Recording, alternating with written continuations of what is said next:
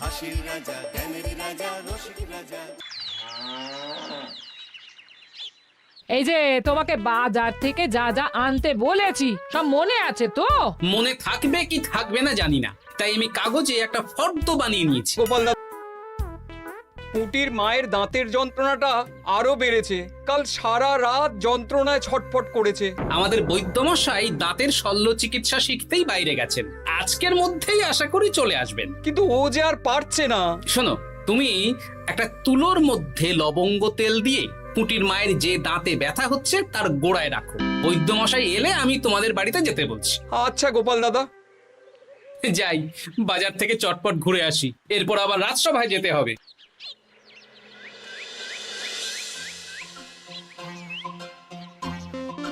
উফ, কি গরম রে বাবা, ছাতা নিয়ে বেরোলে ভালো হতো। এই তো সামনে আখের রস বিক্রি হচ্ছে, একটু আখের রস খাই, শরীরটা বেশ চাঙ্গা লাগবে। ভাই, আখের রস কত করে দিচ্ছ? 1 ভাঁড় 10 আনা গোপাল দাদা। দাও দেখি 1 ভাঁড়। আরে, এই যন্ত্রটা কিন্তু দারুণ। ওই আমাদের রাজ্যের বিজ্ঞানী মশাইয়ের অবদান।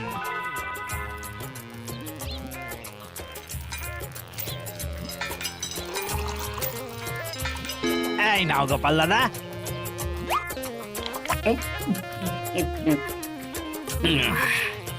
আহ, শান্তি। এই নাও ভাই, তোমার 10 আনা।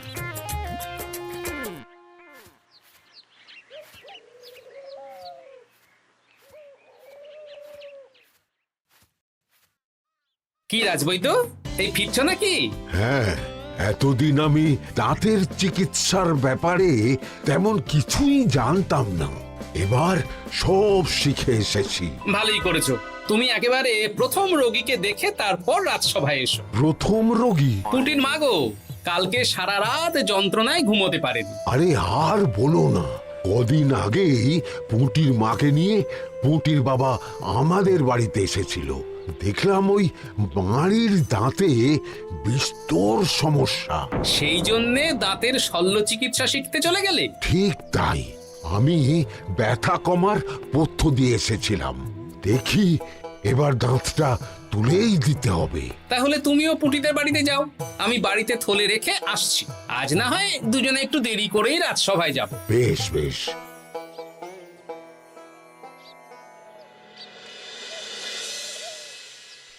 দেখুন মহারাজ, দেখুন আজকে রাজবৈদ্য আসেনি, আর ওদিকে গোপালও ডুব দিয়েছে। এই আনন্দে আমাদেরও ছুটি দিয়ে দিন মহারাজ। কি আনন্দে? এই গরমে বাড়ি বসে একটু আমপানার শরবত খাবো আর ঘুমবো। রাজ্যের সেনাপতি যদি বিশ্রামের কথা বলি, তাহলে আমার আর কিছুই বলার নেই।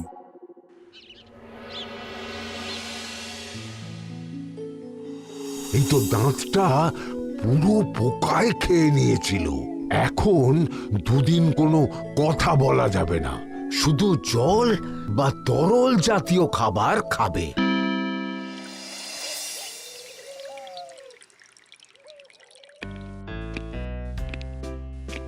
ওই তো গোপাল আর রাজবৈদ্য দুজনে একসাথে রাজসভায় ঢুকছে। রাজবৈদ্য মশাই ওনার জীবনের প্রথম শল্য চিকিৎসা করছিলেন, তাই আমিও দেখছিলাম। তা কি রাজবৈদ্য, সফল হয়েছো? হ্যাঁ মহারাজ, পুঁটির মায়ের একটা মাড়ির দাঁত পোকায় খেয়ে নিয়েছিল, সেটাই তুলে দিলাম। ভালোই হলো, আমাদের রাজ্যে কোনো দাঁত তোলার বৈদ্য বা চিকিৎসক ছিল না। এখন তুমি সাধারণ রোগ ব্যাধি নিরাময়ের সাথে সাথে দাঁতের চিকিৎসাও করবে। কিন্তু মহারাজ, একটা যে সমস্যা আছে। আবার কি সমস্যা? আমি যে দাঁতের শল্য চিকিৎসা করি এটা তো আর রাজ্যবাসী জানে না, তাই কতজন আর আমার কাছে আসবে সে নিয়ে আমার সন্দেহ আছে। মানে তুমি চাইছো যাতে তোমার কাছে বেশ কিছু রোগী তাড়াতাড়ি আসুক, যাতে তুমি অনুশীলনও করতে পারো, তাই তো? একদম ঠিক ধরেছেন মহারাজ, কাজ না করলে হাত পাকাবো কি করে? তাহলে ঢেড়া পিটিয়ে বলে দিলেই তো হয়। এতে তেমন ভালো কাজ হবে বলে মনে হয় না। তা তুমি কি বলতে চাইছো গোপাল? প্রচার হবে, কিন্তু একটু অন্যভাবে। কিভাবে? আজ বিকেলে আমি রাজবৈদ্যর হয়ে প্রচার করব, শুনে নেবেন। বেশ। শুনুন শুনুন, আমাদের কৃষ্ণনগরের রাজবৈদ্য এখন দাঁতের শল্য চিকিৎসাও করছেন। যারা যারা আমাদের রাজবৈদ্যের কাছে দাঁত তোলাবেন, তাদের দাঁত তোলার পরে দুদিন কোনো শত্রু থাকবে না। চিকিৎসার সময় সকাল 7টা থেকে সকাল 10টা পর্যন্ত।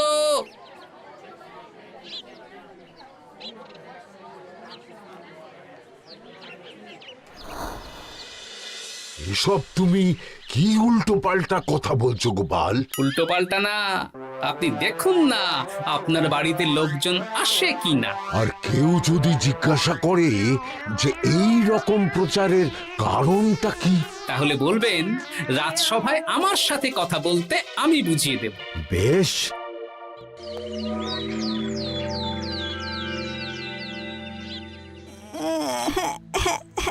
তোকে বারবার বলি এত মিষ্টি গুড় কাঠি খাস না। কি করব বাবা, কি ব্যথা!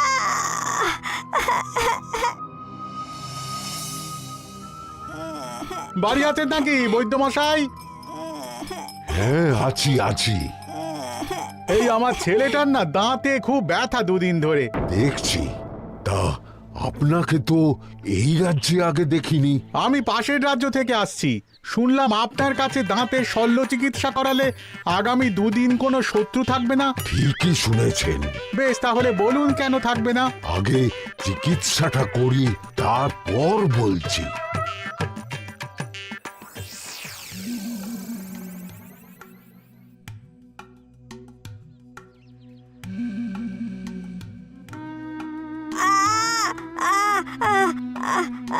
আর চিন্তা নেই, এখন দুদিন কোনো কথা বলা যাবে না।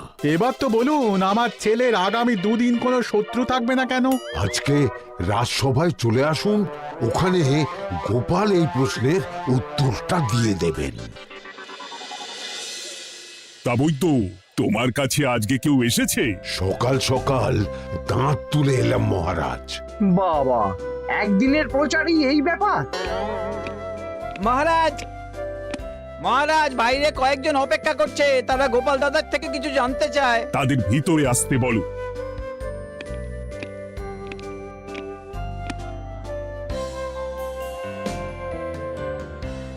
আজ আমার ছেলে বৈদ্যমশাইয়ের কাছে একটা দাঁত তুলিয়েছে। আমি জানতে চাই প্রচার অনুযায়ী আমার ছেলের নাকি আগামী দুদিন কোনো শত্রু থাকবে না, সেটা কেন বলা হয়েছে? আমরাও জানতে চাই। বলতে পারি, কিন্তু কথা দিতে হবে। এই কারণটা বাইরে আর কাউকে বলা যাবে না। বেশ, বলবো না। বাংলায় একটা প্রবাদ আছে, বোবার শত্রু নেই। মানুষ সাধারণত কথার বিনিময়ে মতবিরোধ, বিবাদ বা শত্রুতা করে। যে ব্যক্তি কথা বলতে পারে না, তাই তার সঙ্গে কথা বলে মতবিরোধ হওয়ার কোনো সুযোগই নেই। মানে যার যার দাঁত তোলা হবে তারা তো আগামী দুদিন কথা বলতে পারবে না। আর কথা না বললে কোনো বিবাদ হওয়ার ব্যাপার নেই। আর বিবাদ না হলে কারো সাথে শত্রুতাও হবে না। কি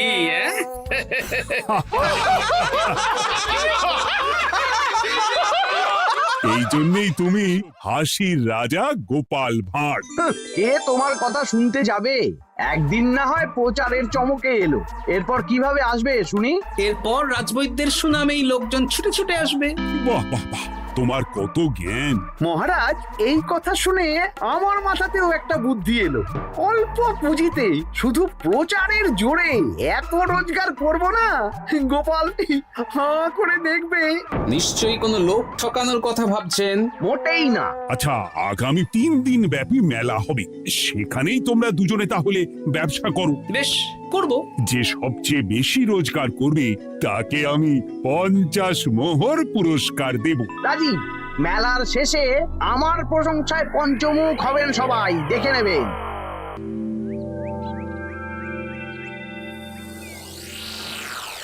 খুব তো বড় মুখ করে বলে এলেন যে ব্যবসা করবেন মেলার মাঠে। তা আপনি কি ব্যবসা করবেন শুনি? ভাগ্য পরীক্ষার দোকান দেব। মানে আমি বিভিন্ন মেলায় দেখেছি যে একটা দোকানে নিচের দিকে হেলানো অবস্থায় একটা পাতলা কাঠের পাটাতন থাকে। সেই পাটাতনের উপরে 1 থেকে 6 অবধি সংখ্যা লেখা থাকে, তাই তো? হ্যাঁ, যারা মেলায় ভাগ্য পরীক্ষা করতে আসবে তাদের ফাঁপা লোহার 6টা বল দেয়া হবে। যদি ওই 6টা বলই 6 নম্বর লেখা খোপের মধ্যে ঢোকাতে পারে তাহলে প্রথম পুরস্কার পাবে। আমিও ওটারই দোকান দেব, কিন্তু শুধুমাত্র একটাই পুরস্কার থাকবে। 6টা বল 6 নম্বর খোপের মধ্যে ফেলে কেউ যদি 36 করতে পারে তাহলে সে পাবে 100 মোহর উপহার। আরে খেলার জন্য কত মোহর লাগবে? 1 মোহর। আপনি কিন্তু জেনে বুঝে বিপদ ডেকে আনছেন। একজন কেউ ফেলে দিলেই আপনার হাত থেকে 100 মোহর ফসকে যাবে। আরে মেলার ভিড়ে যদি আপনি পুরস্কার না দেন তাহলে জনতার একটা মারও ফসকাবে না। আরে সেই জন্যই তো তোদের পোষা। তোদের মধ্যে যে কোনো একজন ওই কাঠের পাটাতনের নিচে লুকিয়ে থাকবি। যখনই দেখবো কেউ 36 করে ফেলছে আমি গলা ঠাকরাবো আর তোরা কাঠের পাটাতনটা হালকা করে নিচ থেকে নাড়িয়ে দিবি। এটা তো দারুণ বুদ্ধি।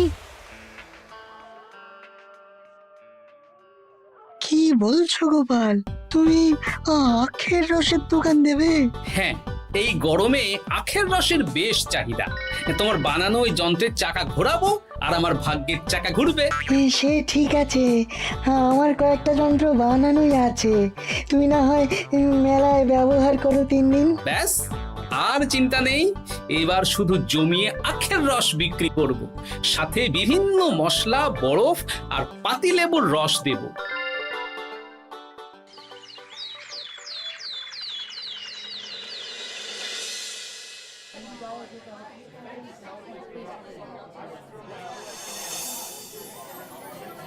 এই দোকানের পানীয় খেয়ে মন হবে বশ। গোপাল ভাঁড় নিয়ে এসেছে ঠান্ডা আখের রস। আরে গোপাল দাদা, তুমি আখের রস বিক্রি করছো? ঠান্ডা আখের রস কত করে গো গোপাল দাদা? 1 ভাঁড় মাত্র 10 আনা। 6 ভাঁড় দাও। এক্ষুনি দিচ্ছি। আসুন আসুন আসুন, সবাই আসুন। আসুন আসুন আসুন, এদিকে আসুন, এদিকে আসুন, ভাগ্য পরীক্ষা করুন। 1 মোহরে 100 মোহর।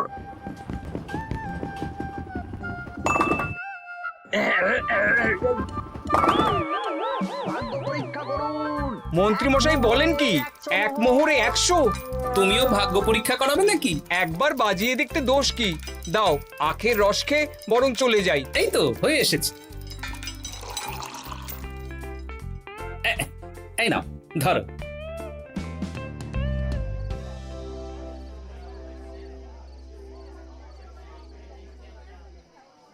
কি মন্ত্রী, ব্যবসা কেমন চলছে? ভালোই। আপনি একবার ভাগ্য পরীক্ষা করে দেখবেন নাকি মহারাজ? না না না, আমি এসবে নেই। জানি আপনার কাছে 100 মোহর নস্যি, তবুও 1 মোহরের বিনিময়ে চেষ্টা করে দেখুন না। আচ্ছা, এত করে বলছো যখন, দেখি। 1 মোহরে 6টা বল। বাবা বাবা বাবা, দেখুন মহারাজ চেষ্টা করে।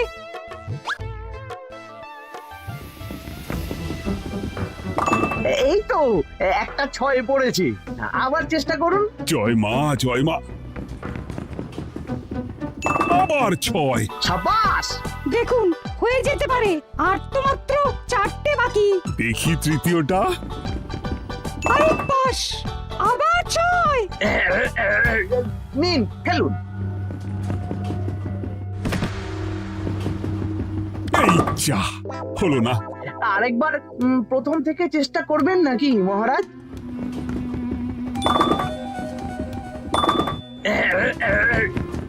না, এবারেও হলো না। 2 মোহর জলে।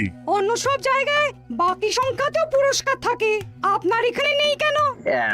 আমার এখানে ধামাকা পুরস্কার, তাই বাকি আর কিছু রাখিনি। 36 করতে পারলেই 100 মোহর। এই নাও মন্ত্রী, 2 মোহর।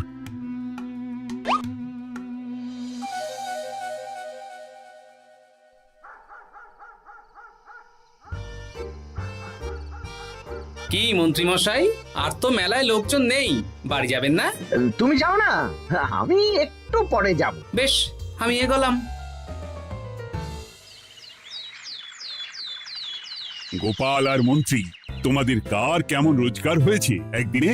মহারাজ, কালকে আমার 7 মোহর 20 আনা রোজগার হয়েছে। আমার 70 মোহর। কিন্তু খরচ কিছুই হয়নি, কারণ কেউ 36 করতে পারেনি মহারাজ। বাহ বাহ বাহ, আমি তো বলেছিলাম আমি যখন ব্যবসা করব গোপাল আমার ধারে কাছে দাঁড়াতে পারবে না। বেশ, এখনো তো আজ আর কাল দুদিন মেলার বাকি আছে। দুদিনেও আমার 2 কানা করিও খরচ হবে না, শুধুই রোজগার। গোপাল যতই প্রচার করুক আর যতই ভালো আখের রস বানাক না কেন, আমার ব্যবসাকে টপকাতে পারবে না। ঠিক আছে, আজকে আমি একবার ভাগ্য পরীক্ষা করে দেখব। আমার দোকানে সুস্বাগতম। নাও সেনাপতি, চেষ্টা করে দেখো। দিন বল, আমিও সেনাপতির খেল দেখতে এলাম। প্রথম বল। এই যে গড়িয়ে গড়িয়ে গড়িয়ে 6 নম্বর, সাব্বাস সেনাপতি। আবার 6, তৃতীয়, চতুর্থ, পঞ্চম, আরেকটা ফেলতে হবে। নাও সেনাপতি। ষষ্ঠ বল। এই যা, হলো না। এটা কি হলো? আবার চেষ্টা করো তো সেনাপতি। হ্যাঁ, 3টে হয়ে গেছে, এবার 4 নম্বর। এই যা, 4 নম্বরে চলে গেল। ধুর চাই। ব্যাপারটা কি?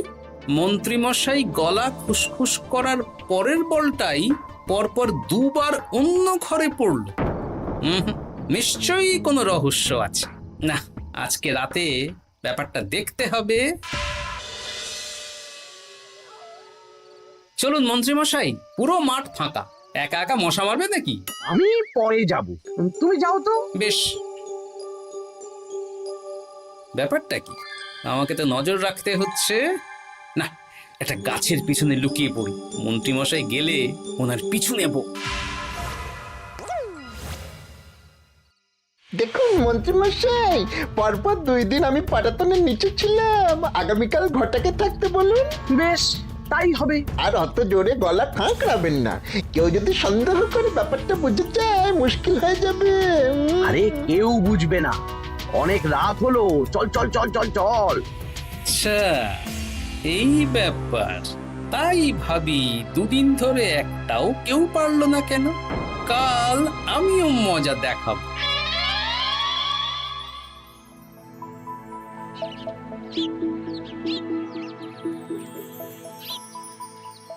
বাবা চলে এসেছেন দেখছি। এত চাহিদা না আমার এই ভাগ্য পরীক্ষার, তাই আগে আগে চলে এসেছি। মন্ত্রীমশাই, আপনাকে মহারাজ এক্ষুনি ডাকছেন। এখন কেন? সে তো জানি না, চলুন।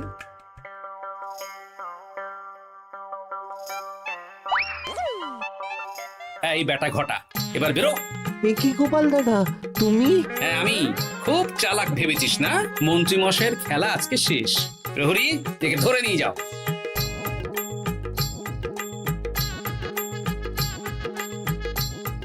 বিজ্ঞানী, তুমি তোমার চুম্বক নিয়ে এসেছো তো? হ্যাঁ, এবার 6 নম্বরের নিচে একটা টান টান করে সমান রেখা টানতে হবে, আগা থেকে গোড়া অবধি।